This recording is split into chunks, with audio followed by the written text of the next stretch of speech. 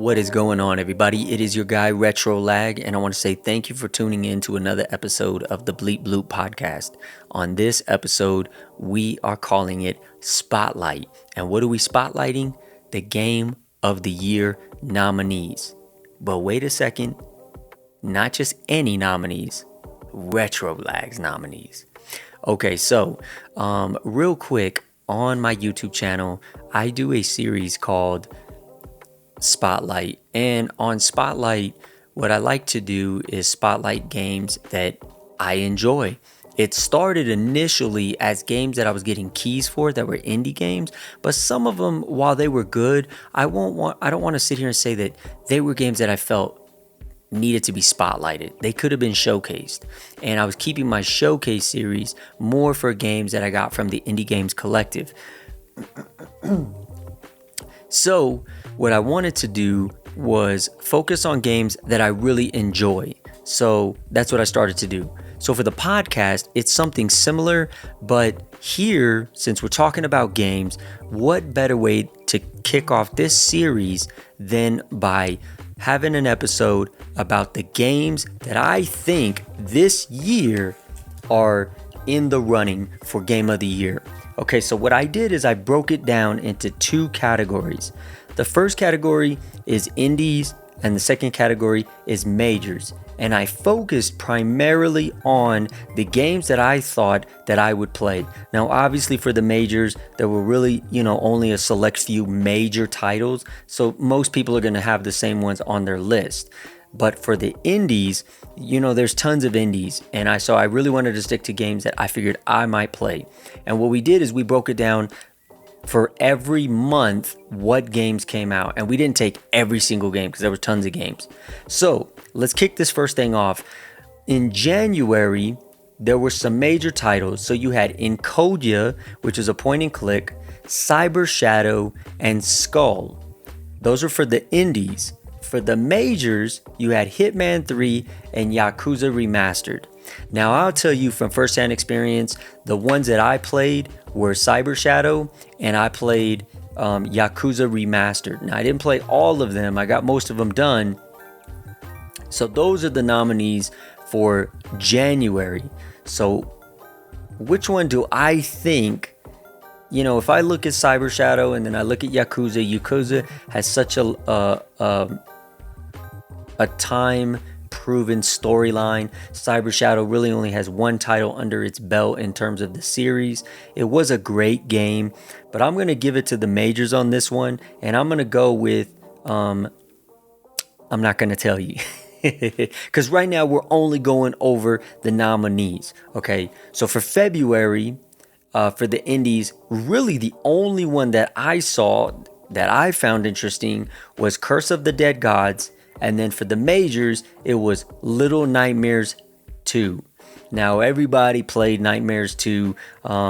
These two games, though, I actually didn't play. I'm going to be perfectly honest with you. I didn't play any of them. So for March, we had Naruto Boy, Disco Elysium Director's Cut, and Genesis Noir. For majors, we had Crash Bandicoot 4.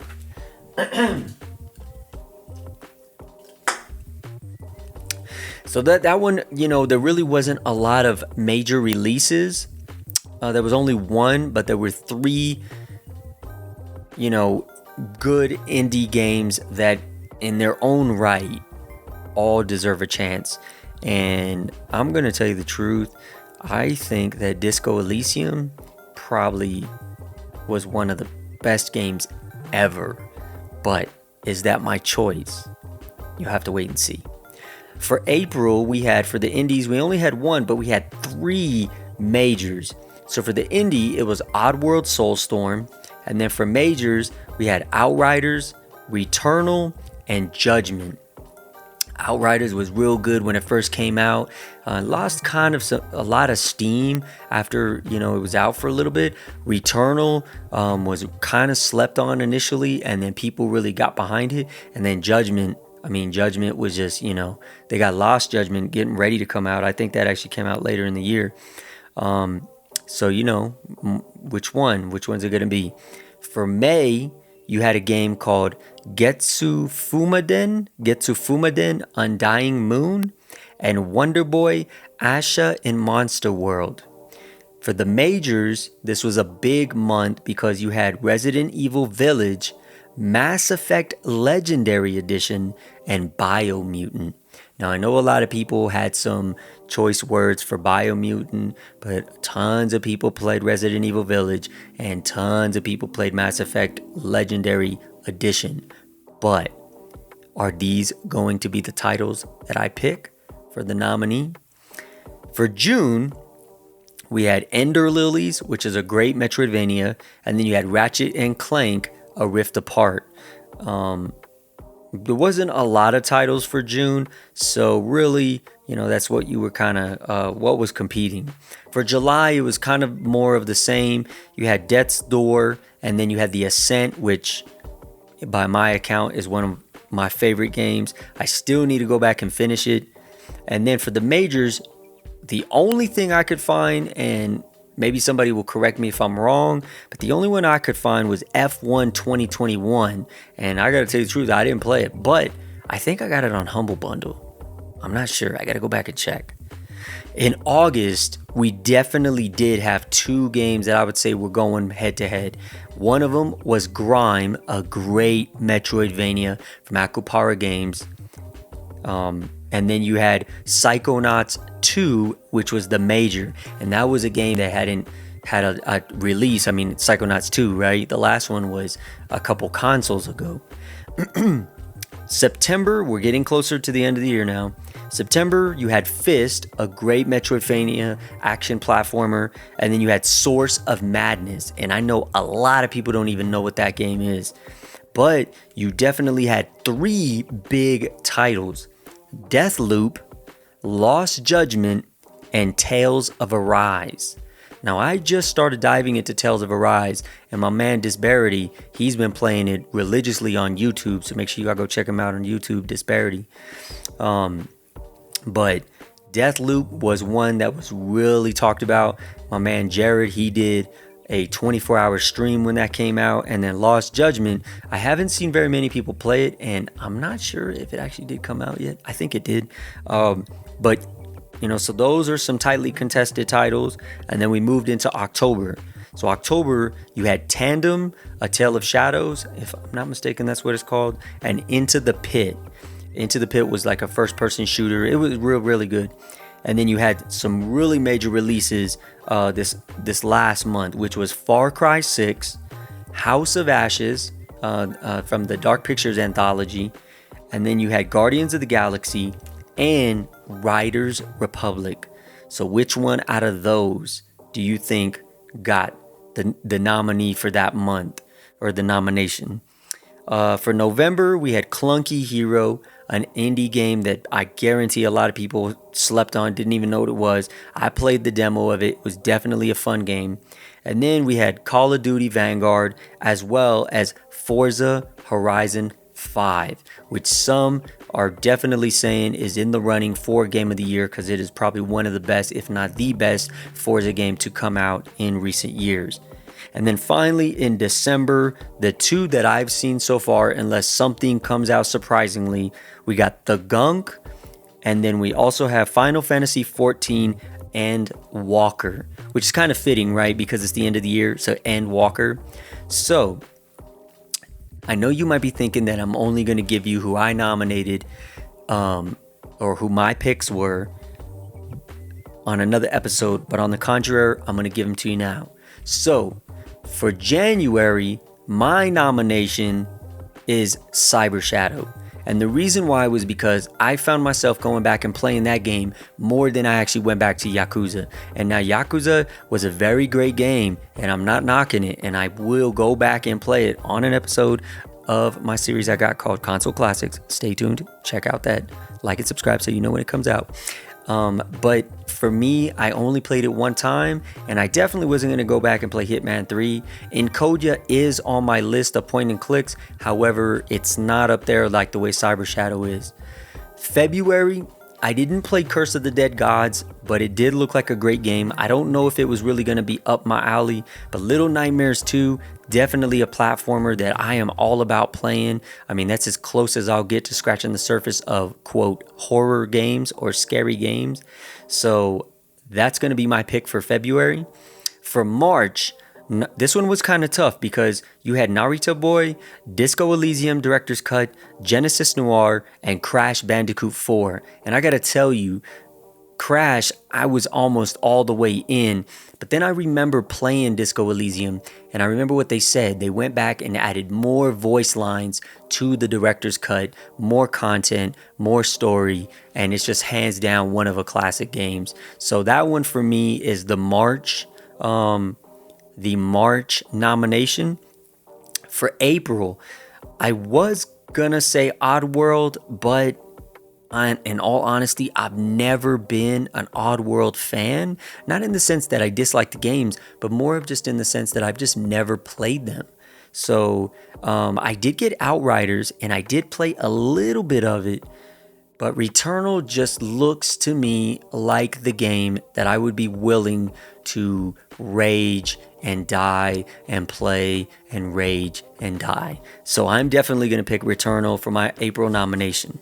Now for May, Getsu Fumaden, Undying Moon, and Wonder Boy, those look like really good games. I wasn't going to jump on the Resident Evil hype just because that's just not who I am. You know, I never jump on the hype of games. Mass Effect, I did like the series, but same thing. Like, I'm not just going to jump into a game just because you remake it, you remaster it. I want to play it because I really want to play it. And the game for me was Biomutant. I mean, I bought that game. I dabbled in it just a little bit. Still on my to-do list that's like endlessly long now. I know some of y'all can relate. Gamers stand up. So Biomutant is my May nomination. June, another one that was a tough one. There were only 2 choices to make, but it was still tough because Ender Lilies, I'm a Metroidvania fan. This one was always on my radar, always watching the trailer. And Ratchet and Clank was, to me, what sold why the PlayStation 5 was next level in terms of its gameplay, just for platformers specifically. So for me, I had to go with Ratchet and Clank. It looks so much fun. Just the color palette, the level design, the characters, the story. It just looks amazing. For July, I kind of gave this one away earlier. I'm hearing rumblings that Death's Door is a sleeper and it could potentially be a nominee for some folks. Of course, I didn't play it, and I mainly was because it didn't seem like it was my type of game. And F1 2021, although I do like race car games, I can't say that it's up there enough to outdo The Ascent. I played The Ascent. I love the top down. I love the action. I love the bullet shoot 'em ups. I just love that game. And despite it being a little glitchy, whatever the case may be, it was just a fun game. All right. August, Grime and Psychonauts. Not even going to give you a long-winded. I'm just going to say Grime because it's Aquapara Games. More specifically, the game was fun. I got to play a little bit of it. I think I played some of the demo. I actually bought it and played it on release on stream. And another one, got to go back to. September, Fist and Source of Madness. Now, I'm going to tell you the truth. I think if I would have played Source of Madness, this would have been hands down my pick. But I didn't play it in time. So the only other options were Deathloop, Lost Judgment, or Last Judgment. And I think it's Lost Judgment, and Tales of Arise. And I'm going to tell you right now, I've only played a little bit of Tales of Arise, but I'm already hooked in. So for me, Tales of Arise sold it for September. October, you had Tandem, Into the Pit, Far Cry 6, House of Ashes, Guardians of the Galaxy, and Riders Republic. So this one was tough for me because I've been wanting to play Guardians of the Galaxy and I didn't, but what I did play was Far Cry 6, and I can tell you right now that Far Cry 6 is a fun game that drew me back into the Far Cry series. I play those kinds of games a little bit different than how other people play. I don't just run and gun and shoot stuff. I like to stealth. I like to take my time. I like to look for weapons, collectibles, things of that nature. I like to explore the world. So for me, Far Cry 6 is definitely a good, refreshing entry back into the series. A lot of people say, oh, it's more of the same. Yeah, but if you don't play them all the time, then this is a great segue to just jump right back in. You don't got to feel like you're obligated to know what happened in the previous stories or anything like that. So I really enjoyed that one. November, a Clunky Hero, Call of Duty Vanguard, and Forza Horizon 5. Now, I told you earlier, I am a race car fan, but there's certain race car games that I'm not just going to dive into. However, Forza Horizon 5 is one of them. I pre-ordered the controller. My son's been playing the heck out of it, and it is a beautiful game. I'm going to just cover some more of that later, but that is for sure my nominee or my nomination for November. And then lastly, for December, we got The Gunk and Final Fantasy XIV Endwalker. And like I said, I'm a Metroidvania platform lover, so I'm going to go with the one that I love, and plus I love those indies, so I'm going with The Gunk. Now, that's not to say Final Fantasy XIV Endwalker ain't going to be good. You know, it's not to say it's not going to be good, but for me, I'm just going to go with what my favorites are, and that's definitely this one right here. So, to sum it up again, let's do this one more time. So we got Cyber Shadow for January, February so here's the nominees. Cyber Shadow, Little Nightmares 2, Disco Elysium Director's Cut, Retr0, Biomutant, Ratchet & Clank A Rift Apart, The Ascent, Grime, Tales of Arise, Far Cry 6, Forza Horizon 5, and The Gunk. So which one is my game of the year? You will have to find out in a few weeks, because I really got to get into some of these games and get to playing and give you the feedback and make an honest assessment. And that's a lot of games to do in such a short amount of time. I literally got, if I said a month from now I want to have this episode up, then I got 4 weeks to do this. So can I do it? I don't know. So let's give ourselves to the end of the year. So no later than December 31st, we will give you the game of the year, okay? But I want to know what you think. What are your game of the year nominees? You know, who are you looking at? Are you looking at some indie games? Is there one that just stood out to you and there's no change in your mind? Is there something you're still waiting on?